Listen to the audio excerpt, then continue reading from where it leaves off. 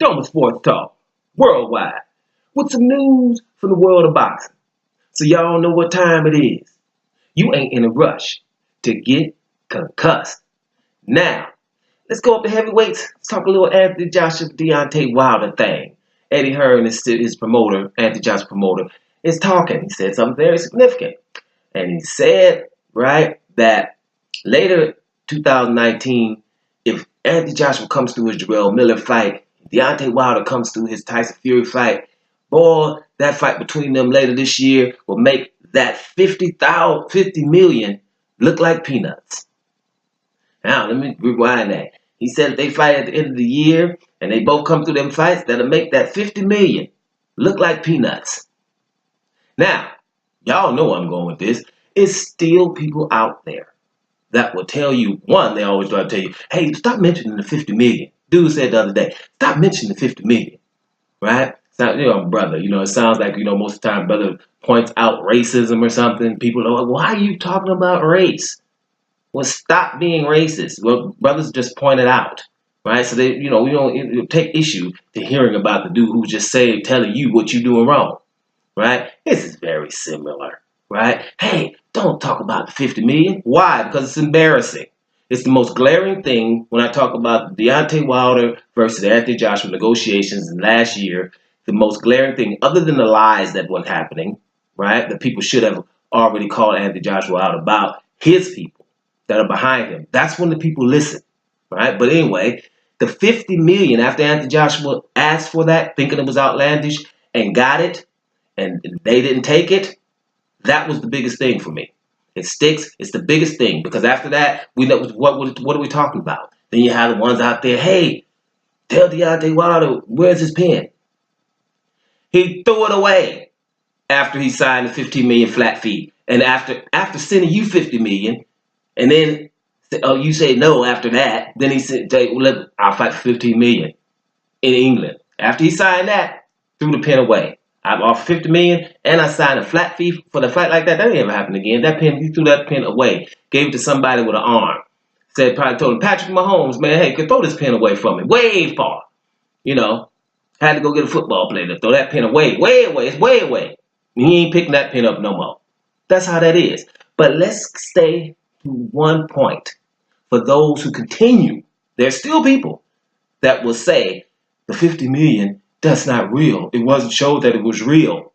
And it's like, stop coming with those Fred Flintstone type of, answers, right? It's outdated.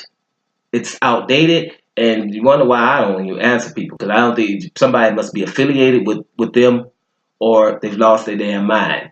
So it's no reason to answer at that point. Somebody's still talking about 50 million is not real. Everyone involved is telling you it's real.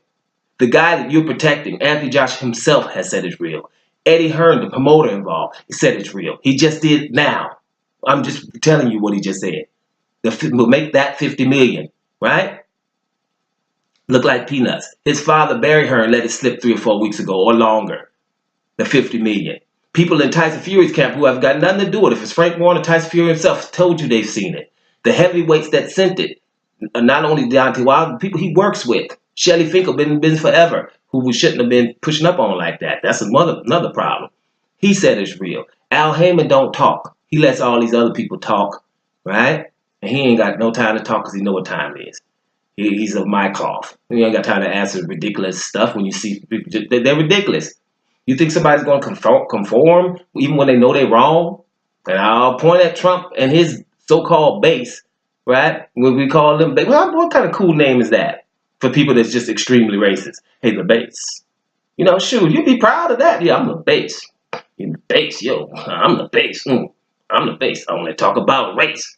Whatever. That base is cool. That's a hip-hop song. But just call them what they are. Extremely racist people. Right?